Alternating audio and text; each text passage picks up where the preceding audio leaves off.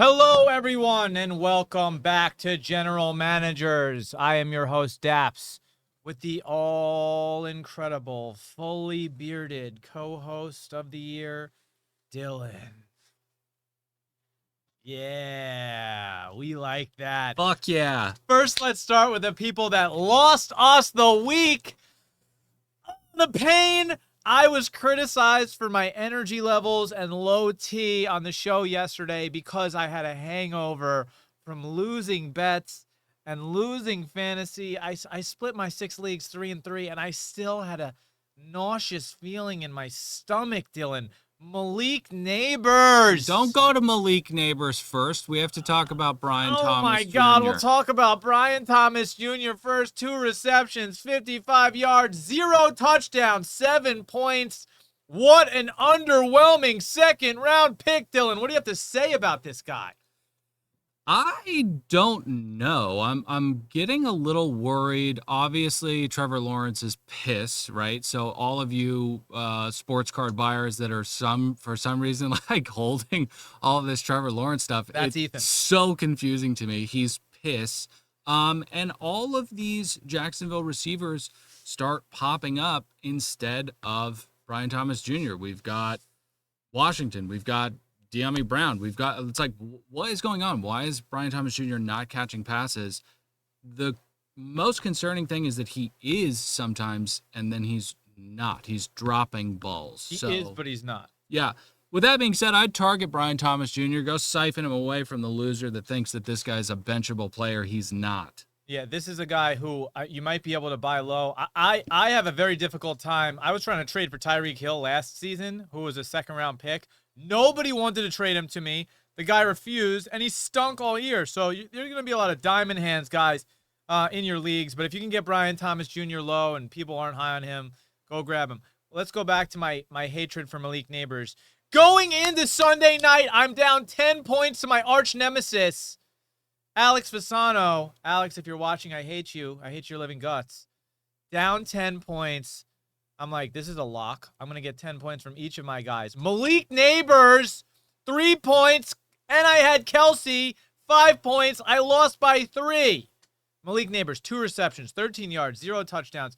I'm going to attribute this to Russell Wilson being fucking horrible. What do you think, Dill? Yeah, I mean, what else can you attribute it to? I mean, listen, Malik is Malik. He's going to be fine. Although, I got to tell you, this is kind of why I didn't want to draft him in the beginning of the season. Whether it's Russ, whether it's Jackson Dart, that's not the most consistent situation. And when you have a top pick, you want to eliminate the inconsistencies. So Malik Neighbors, I don't think he's a super Devonta Smith, but he might be the Godzilla version of Devonta Smith. Listen, Malik Neighbors dropping 40 points last week. He was absolutely incredible. I have no idea what to say. Jackson Dart is going to get the start this week, so I don't think we can answer any questions related to Malik Neighbors right now. But we can go over to the entire Bengals offense. Jamar Chase, 8.9. T. Higgins, 2.5. Chase Brown, 6 points. And by the way, this would be so easy and so cliche to just blame this all on Browning. But guess what? Jamar Chase had a pass thrown to him that got punched out, fumbled, taken back to the house for 60 yards. And I believe there was 2 other fumbles. This kid Rogers, I believe is his name on the Vikings, absolutely crushed for the Vikings and basically was a one-man wrecking show. But a lot of this needs to be attributed and faulted to these guys not performing and just being completely deflated. They had opportunities to come back. Browning had one really bad pick. But ball security.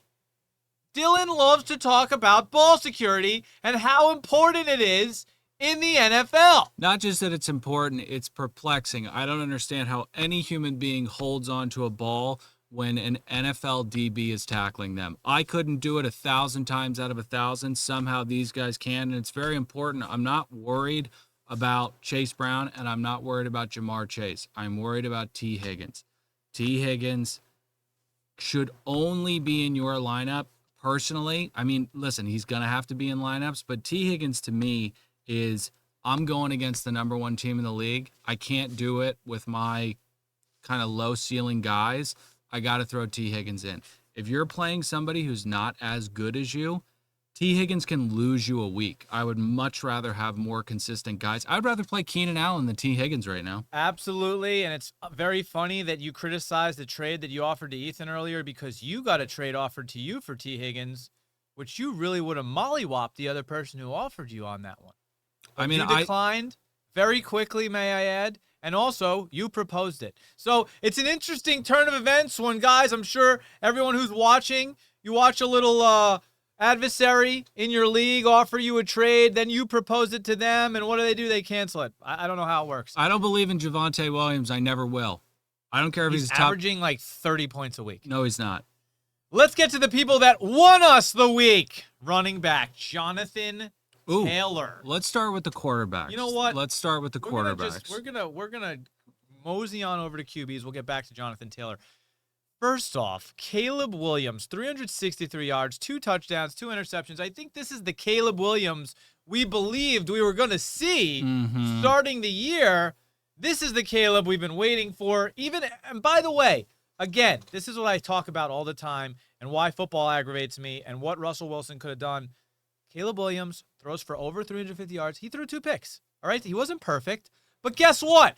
Exciting game, action, touchdowns, plus interceptions. Very Jameis Winston-esque. Yeah. Right? Yeah. Very Jameis Winston-esque. Russ Wilson, boring. Paint is drying.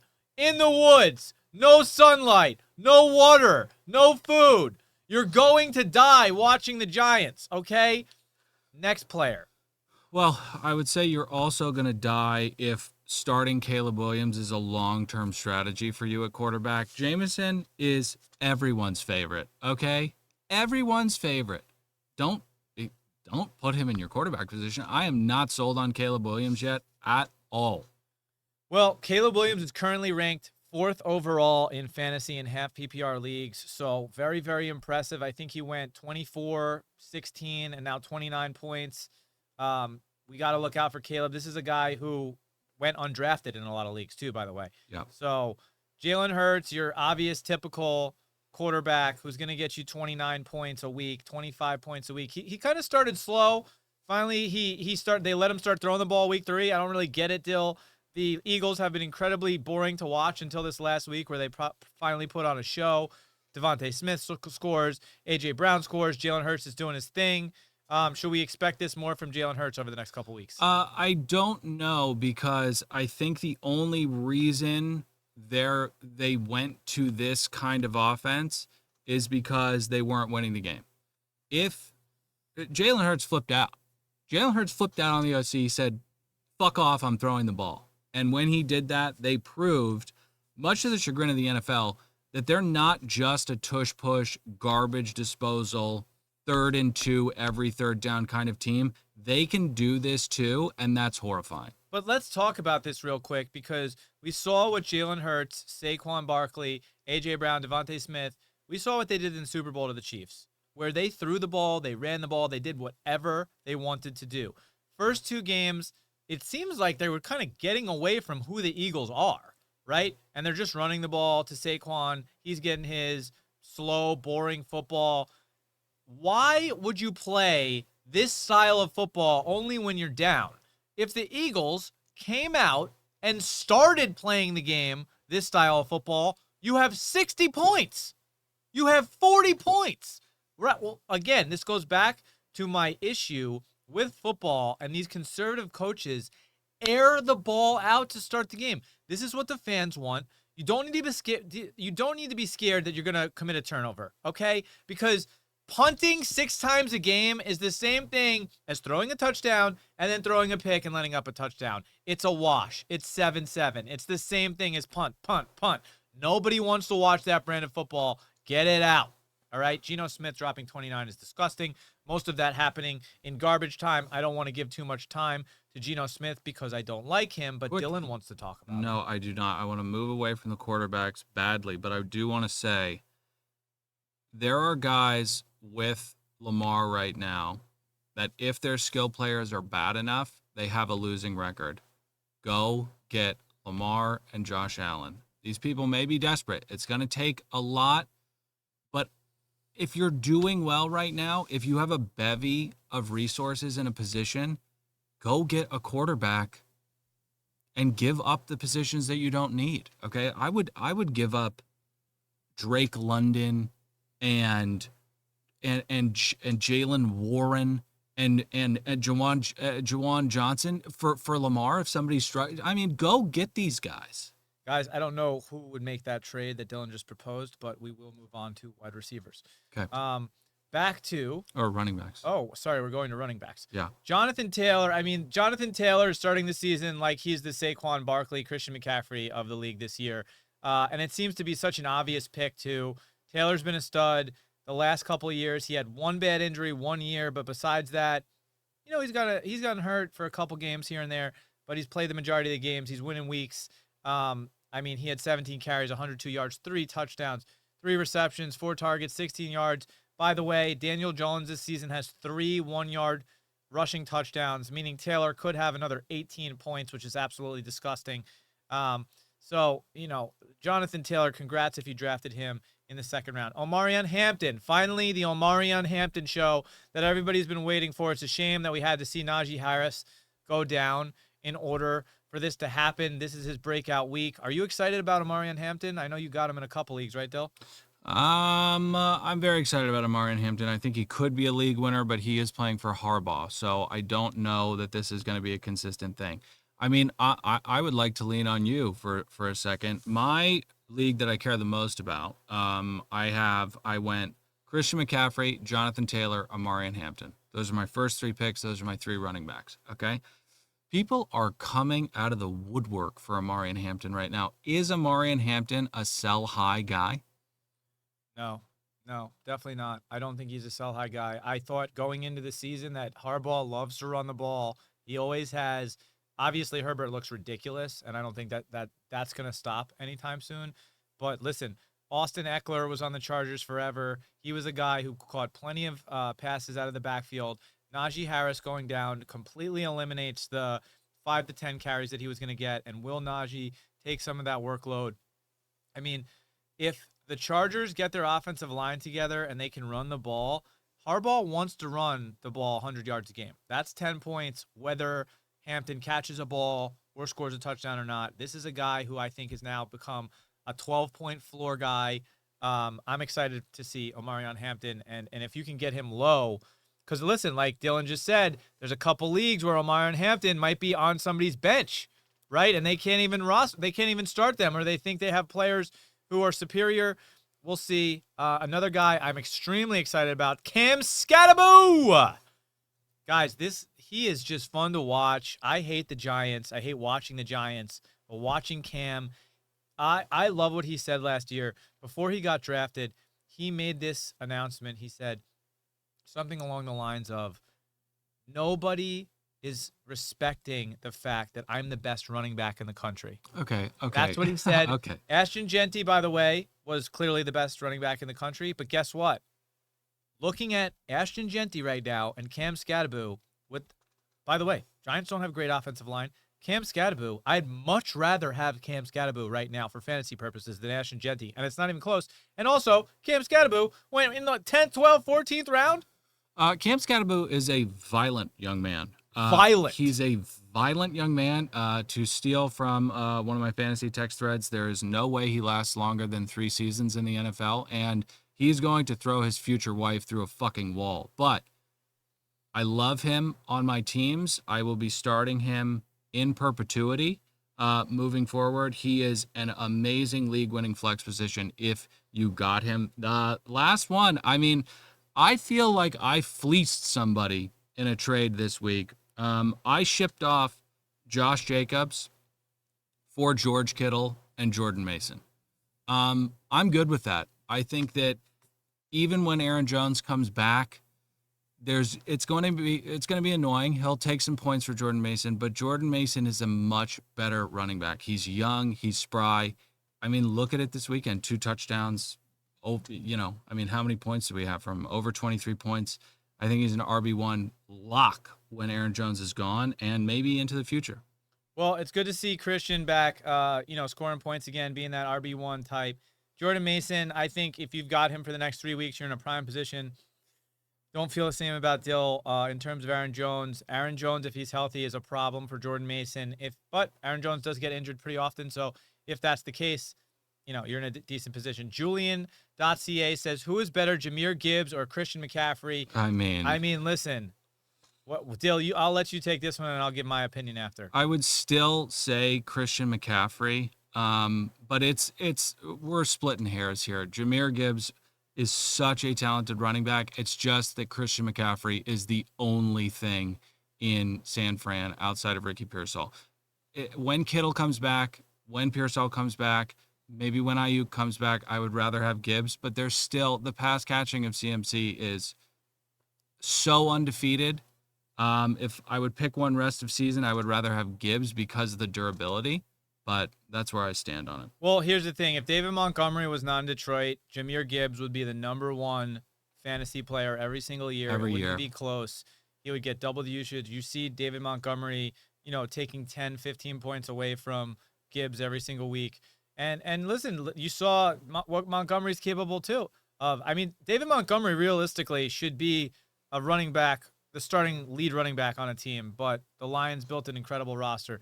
We're going to move over to the wide receiver position. Week 3 wide receivers.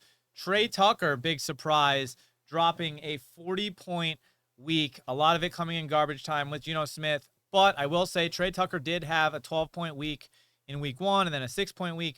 So this is a guy who's getting looks at from Geno Smith. And also, I don't see the Raiders being in a lot of games. I think they're going to have to air the ball out a lot. I think that Ashton Genty holders are in a bad position right now. I do not want to be holding Ashton Genty. Now, we'll move on to Garrett Wilson, who it's so tough to draft a guy like Garrett Wilson because he's on the Jets, but every year he's got these 15 to 25-point games. What do you think about Garrett Wilson, Dill? Very high on Garrett Wilson. I would like to go back really quickly to Tre Tucker.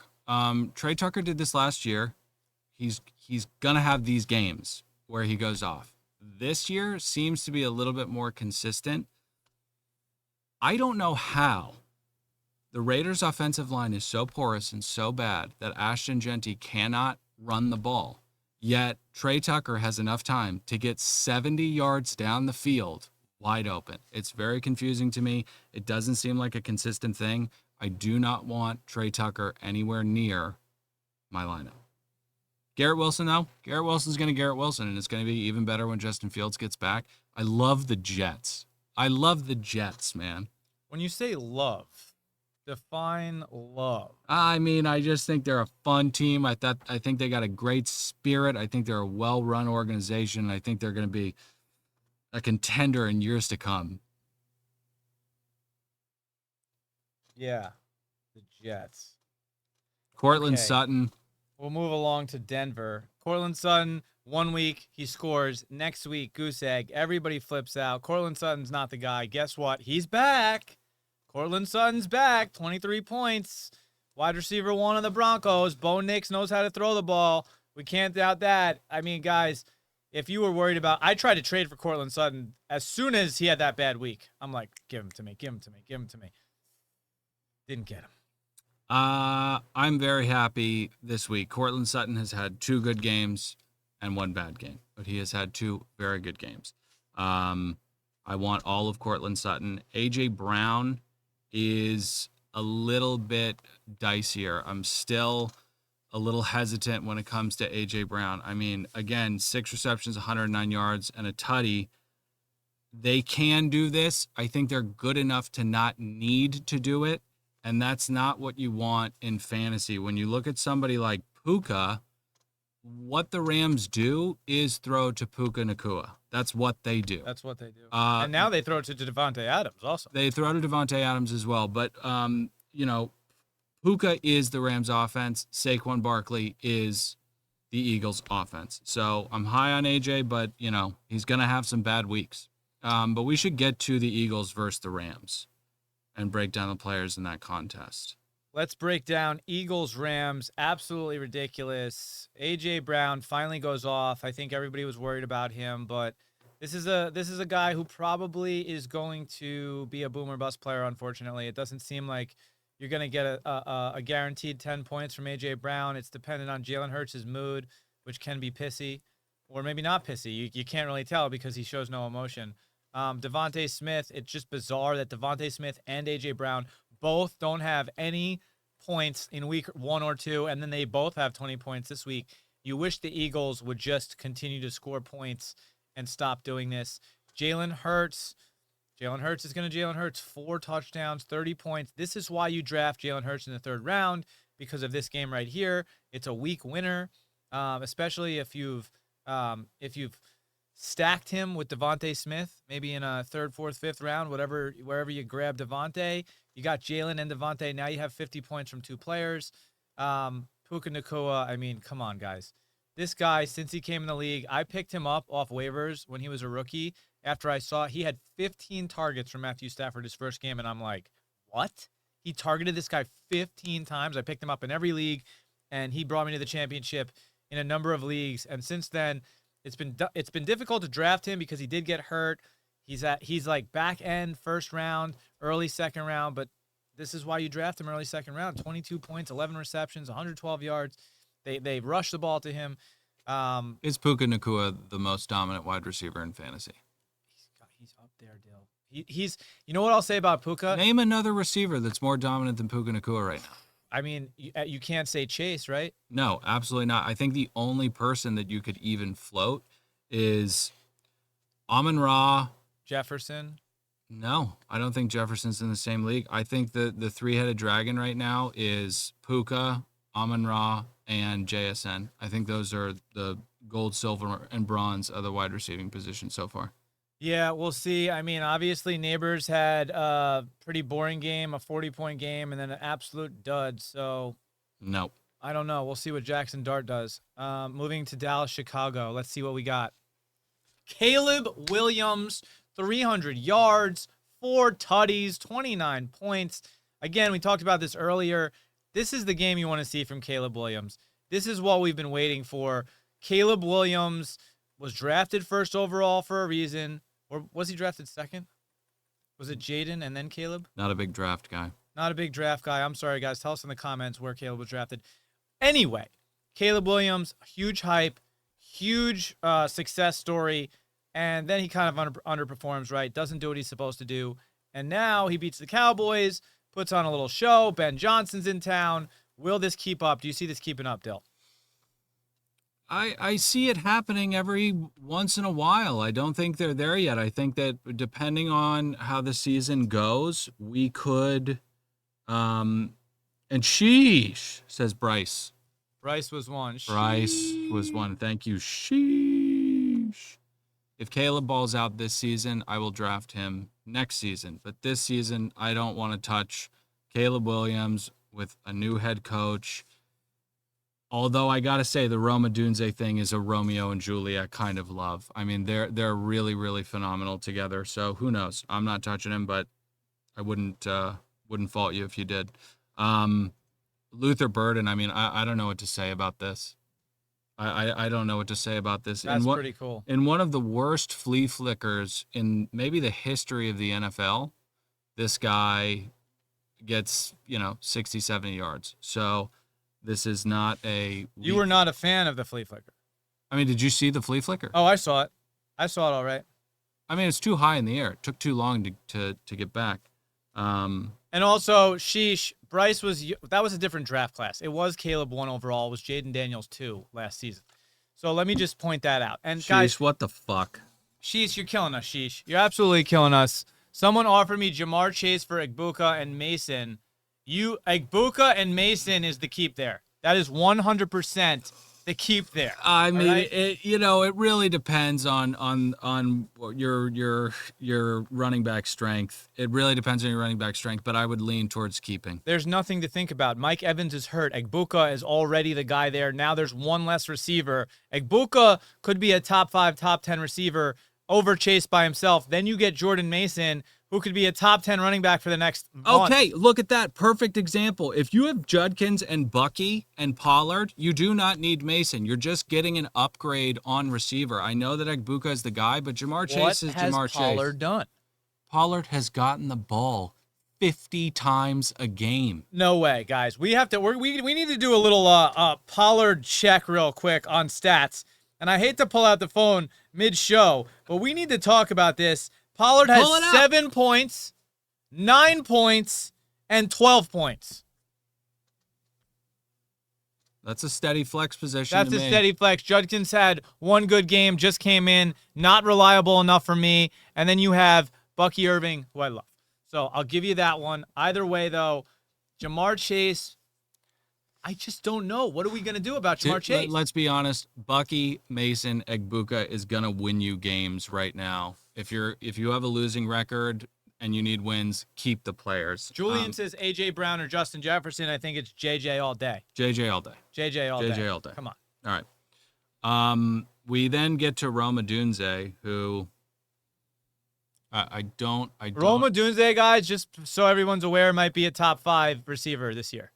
For sure. Every week he's scoring touchdowns. He is clearly Caleb Williams' favorite target. The Bears went up in this game pretty early, so they didn't need to throw the ball. That's probably why you're seeing those three receptions.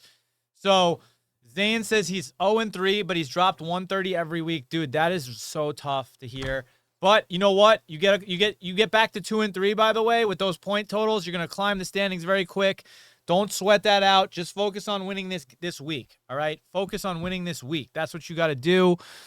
Listen, there are two of the most frustrating things in fantasy is being the points leader overall and being 0-3.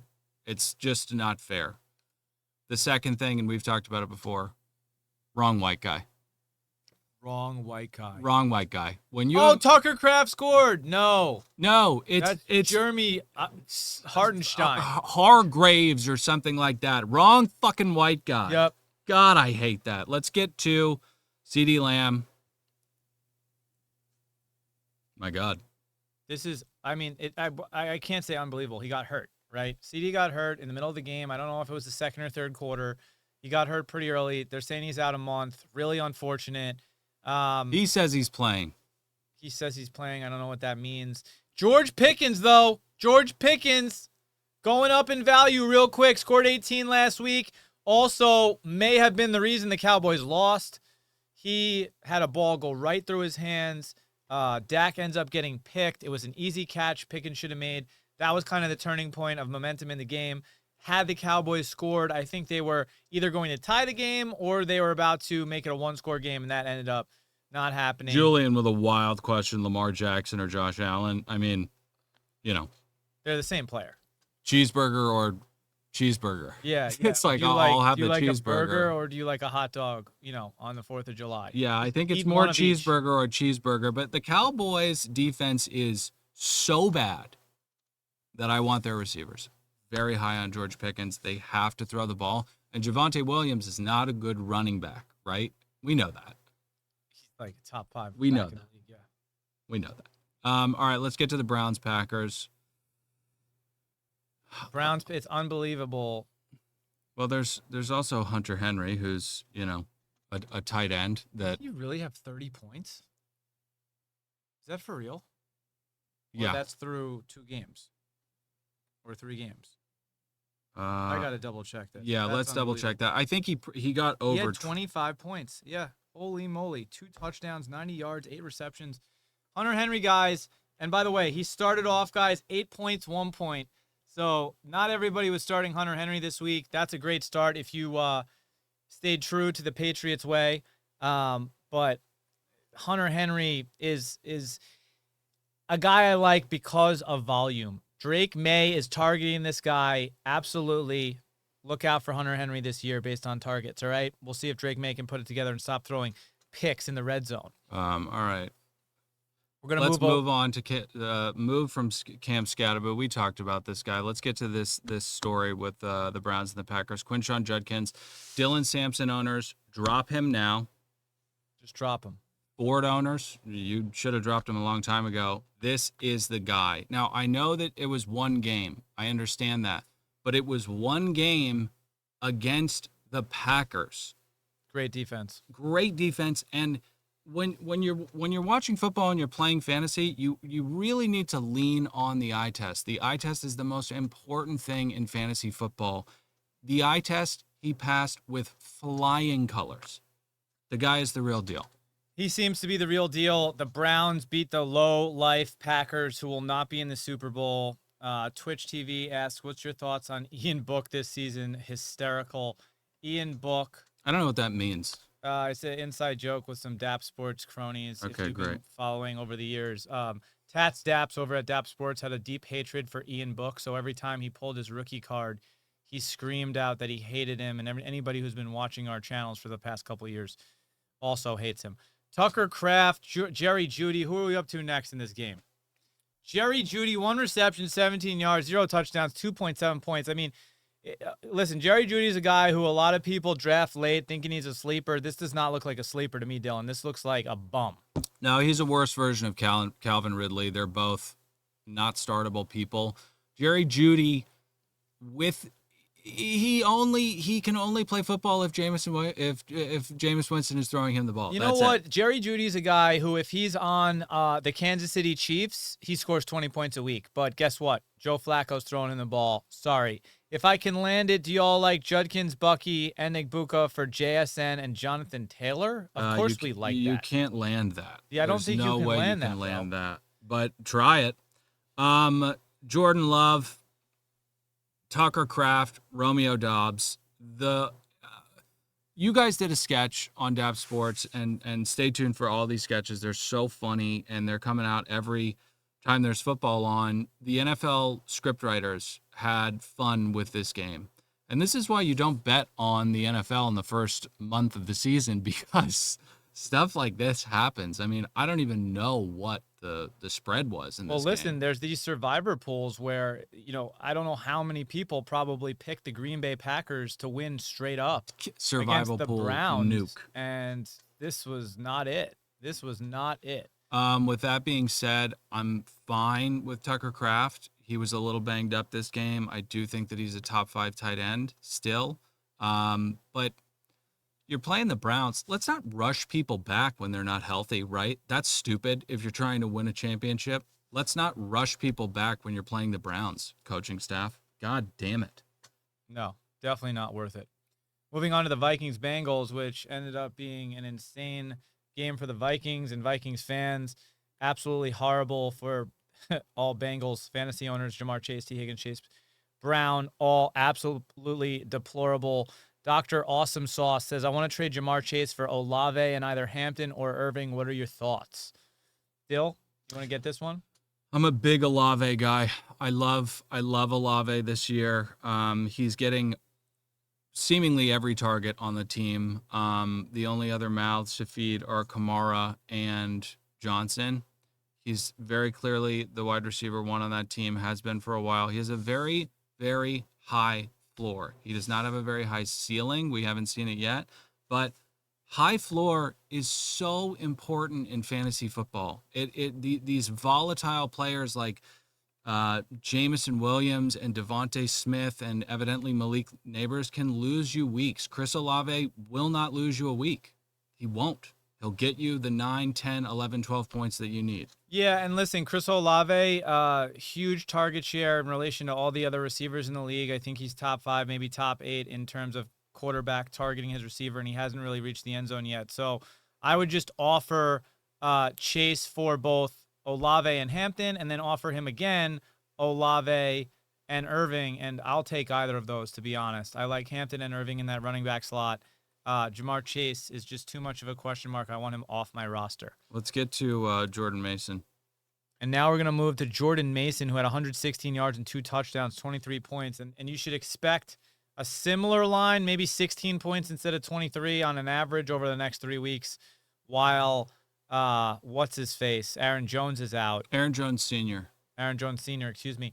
Listen, Aaron Jones is a great guy. We've had him on the show, but he's injured, and unfortunately, this is about fantasy. This is not about feelings, all right?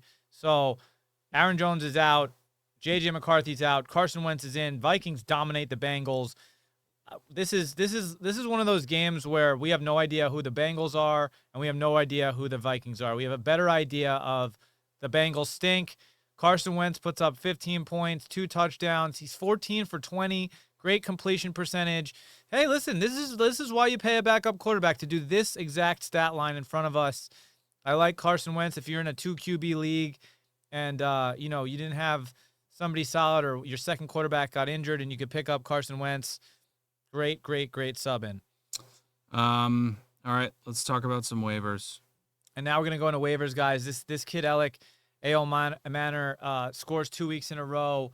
Everybody thought Ridley was the sleeper, but maybe this is the sleeper on the tight ends. Unfortunately, Cam Ward is getting sacked at five times per game, a clip, most in NFL history. It's an absolute shame. So they're going to be playing from behind, which means they're going to be throwing the ball, which means I don't like Tony Pollard.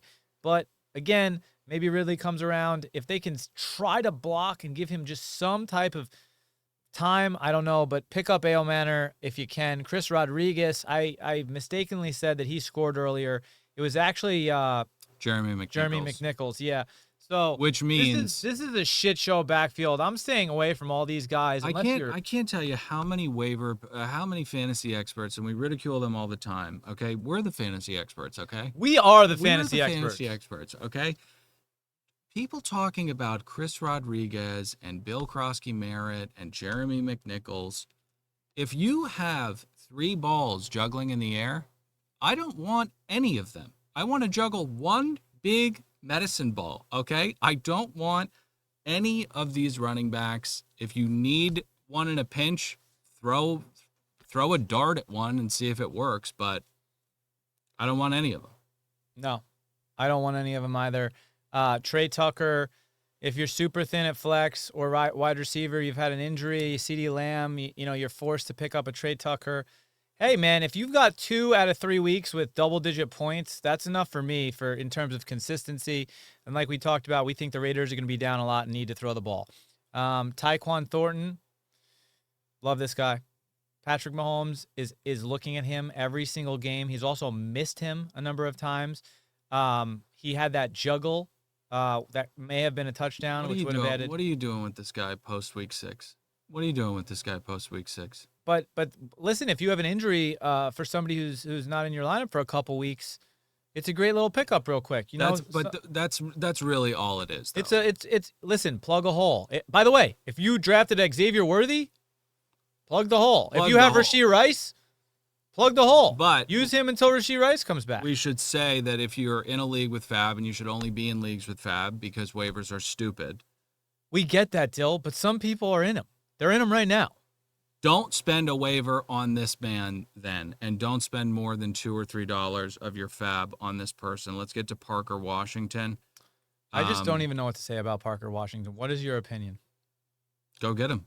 Go get him, guys. He says go get him. Travis Hunter stinks. I was trying to bid everybody up in this auction league and somehow ended up with Travis Hunter for $15. It was an absolute disaster. LeBron James on Zaw says, trading away Derrick Henry for Kincaid and Irving, is that a W trade? Please don't do that, bro. Please don't do that. That is not a W trade. You should not do that. Derrick Henry is going to bomb 30-point weeks. Bucky Irving's supposed to do that, but he's not doing it right now. Kincaid he's scoring, but no, absolutely not. If you were getting a wide receiver 2 with Bucky Irving, or even a wide receiver 3 that you could start. Oh. Dylan disagrees. What do you think? I'm super high on Bucky, and one of the reasons why I'm very high on Bucky is because I'm very high on the Bucs. The Bucs are a very good team. They're not better than the Ravens. So I would lean towards keeping Henry, but I'm not absolutely not as Matt is, if that helps in any way, shape, or form. Clarify your trade. LeBron, I'm keeping Derrick Henry. Do not get rid of him. He could end up as the RB1 overall by the end of the season. There's going to be some defenses that they just hand the ball to him. And now, by the way, he is so pissed right now after losing them 2 games. I think he is going to go on a scorched earth bender, just plowing through everybody he sees with that ball high and tight, punching people in the face as he scores touchdowns. Guys, don't forget, we are live every single day on TikTok, Dappz Live. You are currently watching The General Managers, our fantasy show, but we cover all ranges of sports, all right, at 12 p.m. every day. Please please watch us. Don't forget the cookbook this Thursday before the game. If you want to talk about gambling, that's where we're going to do that. And listen, help us with bets. All right. Help us with bets before the game. Very boring game this week, Dill.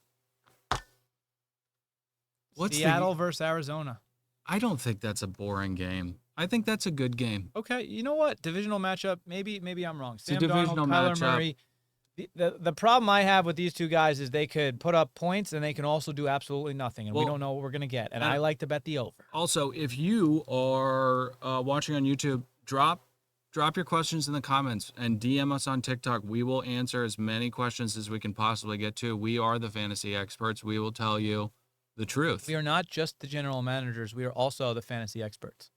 All right, guys. Thank you for watching the General Managers. I'm your host, Dappz. That's Dylan. We will see you. When will we see them? Next week. Next week.